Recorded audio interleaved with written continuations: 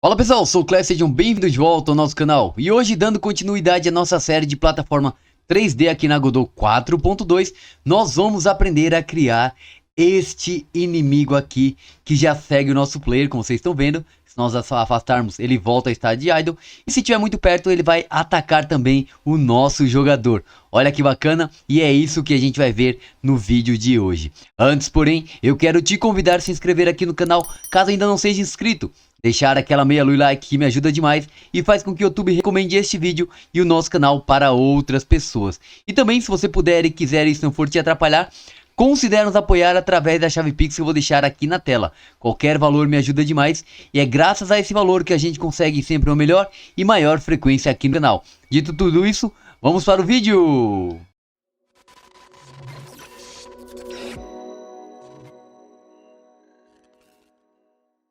Muito bem, eu já estou com a Godot aberta e um disclaimer importante acerca desse vídeo é que nesse vídeo nós não faremos toda a criação do inimigo. Para que ele fique mais didático e seja mais compreensivo para vocês, além de não ficar tão extenso, nós dividiremos a criação deste inimigo em 3 partes. Isso mesmo. Na primeira parte nós importaremos o modelo e faremos a movimentação para que ele siga até o player, caso entre num range específico. No segundo vídeo implementaremos as animações e no terceiro vídeo as colisões entre jogador e inimigo.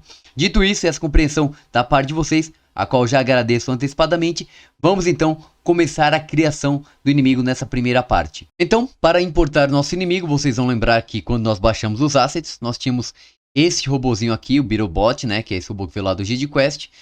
Ele está aqui no nosso Animation Tree, só para verificar. Ele trazia animações Headbutt, que é esse ataque de cabeçada. Temos também o nosso Idle, que fica nessa movimentação aqui. Temos o Power Off quando ele é assassinado, ou morto, né, melhor dizendo.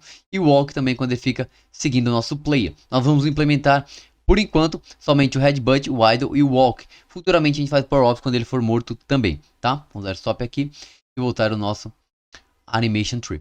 Porém, nós não vamos usar a animação e o script que o GDQuest criou aqui. A gente vai criar o nosso próprio, já que o nosso jogo é um pouco mais simples, tá? Se vocês quiserem implementar essa outra, vai ter uma metodologia diferente. Eu não vou trazer aqui nessa série de plataforma, tá bom?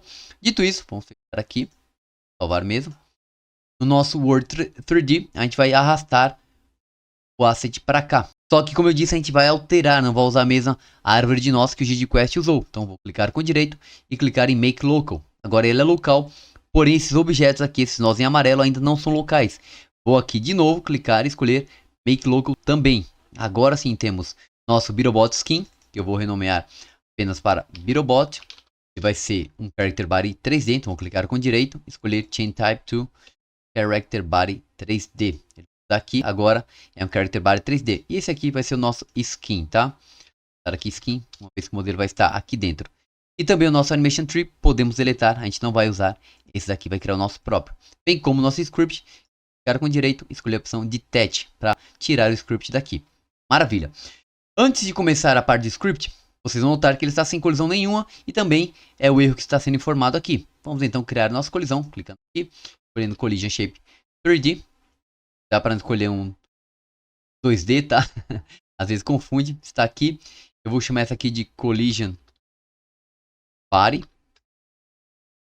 Tem aqui um Capsule Shape, da transformação dele para 90 graus em perfeito.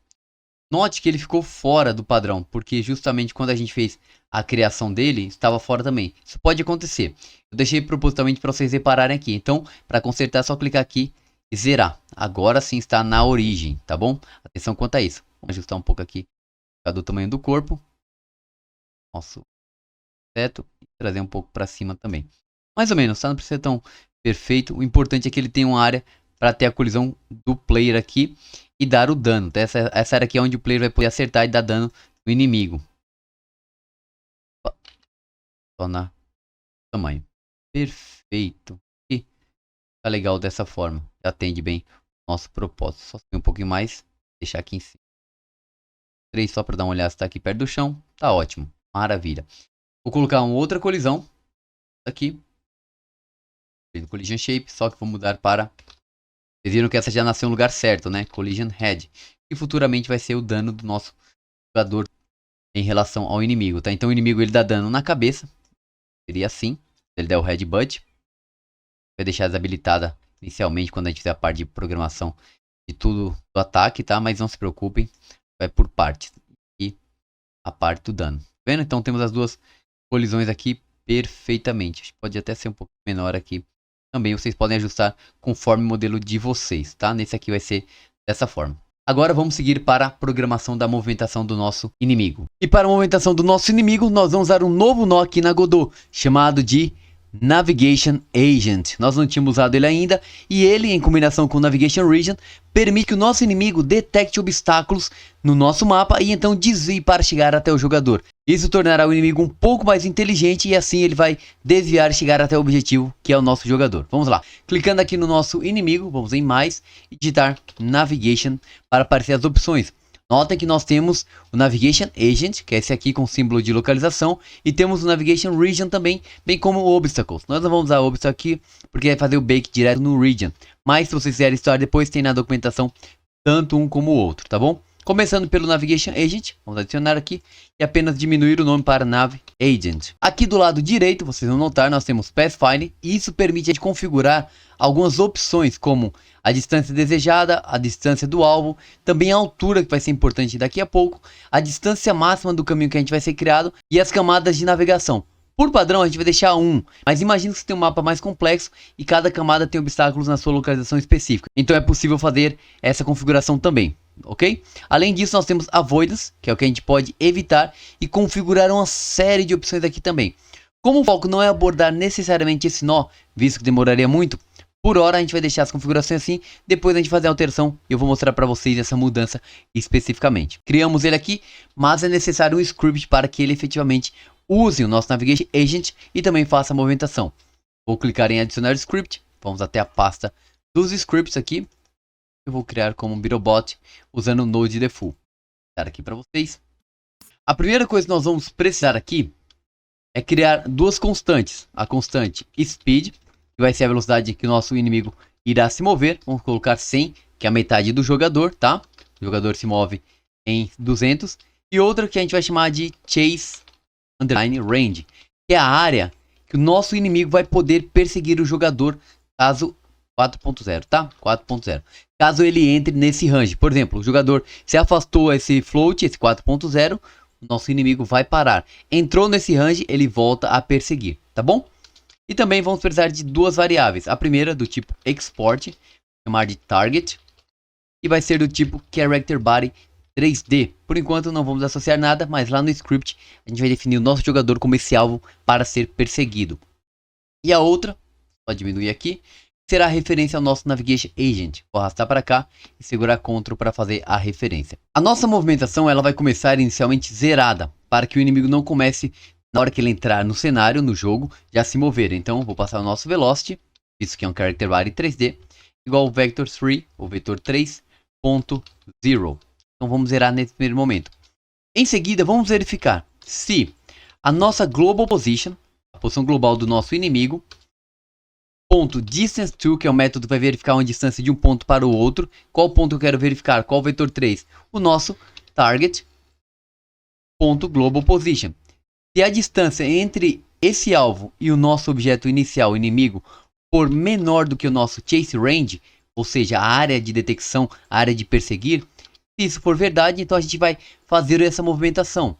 Primeiro passando Navigation Agent, ponto set target position, e aqui dentro a gente vai determinar qual é essa nossa posição de alvo. Vai ser o nosso target.global transform.origin, tá? Então perceba que aqui é o position, aqui é o global transform. E na sequência, para que essa posição seja atualizada, nós vamos criar uma nova variável que a gente vai chamar aqui de next nav point, o próximo ponto de navegação, no sentido de navegação do nosso Navigation Region, que vai ser exatamente o nosso Nav Agent, ponto, get next path position, que é o método do nosso Navigation Agent. Ele vai pegar esse ponto e vai atualizar. E com essas informações a gente pode atualizar o nosso Velocity, passando Velocity igual next nav point menos nosso global transform.org, tá? Então essa posição original que a gente tem, normalizada, ponto normalize, para garantir que dessa forma, tá? Importante normalize, ele não tem uma movimentação mais rápida quando estiver na diagonal, semelhante que a gente faz lá no 2D também. Isso multiplicado pelo nosso speed, speed e multiplicado por delta para garantir o frame rate. E agora, aqui no final, antes do if, nós passamos nosso move and slide, que é o método que vai fazer ele se movimentar. Voltamos aqui no inspetor e atribuímos o nosso alvo como o player. Mas, se nós fizermos isso aqui e testarmos, ainda não vai ter movimentação. Vamos fazer o teste. Tá vendo? Não deu nenhum erro, mas ele não se move. Por quê? Apesar do Navigation Agent estar criado, ele não sabe por onde se mover. É aí que entra o Navigation Region. Ele vai permitir que nós criemos uma malha de navegação, ou Navigation Mesh. Vamos então aqui no nosso Word, clicar em mais e escolher Navigation Region 3D. Vou deixar o nome assim mesmo, não tem nenhum problema. Ele tem um erro, tá? Ele está falando que é preciso um Navigation Mesh, que é o resource que vai fazer a movimentação para que esse nó funcione. Vou aqui no inspetor, clicar em Empty e escolher New Navigation Mesh. E se nós clicarmos novamente, uma série de informação tem aqui para a gente configurar, tá vendo? Se eu der um bake da forma como está, Bake Navigation, nada é criado. Por quê? A Godot não sabe quais são os objetos que devem ser navegados ou permitir a movimentação do nosso inimigo, ou quem quer que seja o Navigation Agent. Para que ele saiba, eu preciso dos objetos do cenário, no caso, nosso floor e o grid map dentro aqui do nosso Navigation Region. Agora, se eu der um bake, vou dar um bake aqui, ele criou pra gente, estão vendo? A malha de movimentação é essa área que está colorida. Os buracos que ele deixa é o que ele vai evitar ou que ele vai entender como obstáculo. Eu posso eventualmente colocar também o nosso Virobot aqui dentro e dar um bake novamente para que ele entenda que deve desviar do inimigo também. É uma possibilidade. Além disso, há uma série de informações aqui que a gente consegue configurar. Como, por exemplo, sempre, que vai ser tipo de amostragem, está usando o watershed, pode ser monotônico também. Temos a geometria, temos células, os agentes e suas configurações como altura, raio, o maximum climb, que é o quanto ele pode escalar, e o slope, que é o nosso declive. Posso colocar 60 para de repente ficar mais angular. Regiões, edges são as arestas, polígonos e uma série de configurações aqui que a gente não vai entrar no mérito aqui porque senão o vídeo ficaria muito longo, mas eu vou deixar o link da documentação para vocês conferirem lá também. E claro, temos as Navigation Layers que entram de encontro com o nosso Navigation Agent. Ele vai verificar isso aqui para então poder fazer o mapeamento. Com isso, só com isso a gente pode testar e verificar o que vai acontecer agora. Olha só, o nosso inimigo já está vindo aqui em nossa direção, vocês viram? Demorou um pouco para carregar porque meu computador é um pouco lento, né? Eu saí de perto dele só para ver, ele para. Quando eu entro no raio de busca de chase, ó, ele está seguindo, estão vendo? Só que claro, se a gente se movimentar, eu vou vir para cá, ele vai seguir a gente sem virar. Isso não é interessante, é interessante que ele gire também o seu corpo, o modelo. Para isso a gente vai mudar o script um pouquinho. Vamos lá, voltar no script. Antes, porém, de fazer esse ajuste, vocês viram que ele está flutuando. Essa flutuação está aqui no Navigation Agent, quando a gente vai em Pathfinding e muda a altura do nosso objeto. Que antigamente era, se não me engano, era Agent Height, agora é Path Height Offset. De colocar 1, daqui já nele certinho, que é a altura do nosso corpo, tá? Então a gente tem que passar mais ou menos o tamanho, dar um novo bake. Acho que 1 vai ser suficiente nos testes que eu fiz. Vocês devem ajustar isso conforme o modelo de vocês, tá? Façam isso. E no script, para a gente poder testar tudo, a gente vai colocar uma outra condição aqui também, um outro método dentro do nosso if. A gente vai ter também caso ele fique parado, mas isso fica para a próxima aula nas animações. E o método é o look at, olhar para. Ele tem que olhar para algo que é um objeto vetorial, que no caso pede um vetor 3. Então nós vamos passar vector 3 e abrir e passar primeiro o valor em x, que vai ser o nosso target, nosso alvo, ponto global line position. Ponto X. O nosso Y vai ser do próprio inimigo, porque eu não quero que ele suba, tá? Então, global position ponto Y. E no Z, nós vamos ter o target ponto global position ponto Z. Tá? A gente vai fazer a movimentação no X, no Z e no Y não, para que ele fique no chão efetivamente. Por fim, repare que aqui quando a gente fecha o vetor 3, a gente vai passar vector 3 ponto up, para indicar a direção que é para cima. E agora, se nós testarmos, vamos dar uma olhada aqui. Olha só, a gente já tem uma movimentação perfeita, ele está no chão. Ele vira, só que ele está virando de costas. Estão vendo isso aqui, ó? Ó, ele está virando, só que ele está virando de costas. Isso porque o nosso modelo está rotacionado de forma errada. A gente vai consertar isso também. Eu vou deixar ele um pouco longe do nosso jogador, só para poder ver a movimentação acontecendo na prática, tá? Vamos lá. Primeiro pegar o nosso Virobot, trazer um pouco mais para longe, para que ele não comece a seguir o jogador imediatamente. E o modelo que eu quis dizer é o seguinte. Não é o nosso Character Body 3D. Mas é este nó aqui, que é responsável pela parte da skin, tá? Então a gente vai nele, vai em Transform, deixa eu só ver se tem aqui outra parte. É, esse mesmo.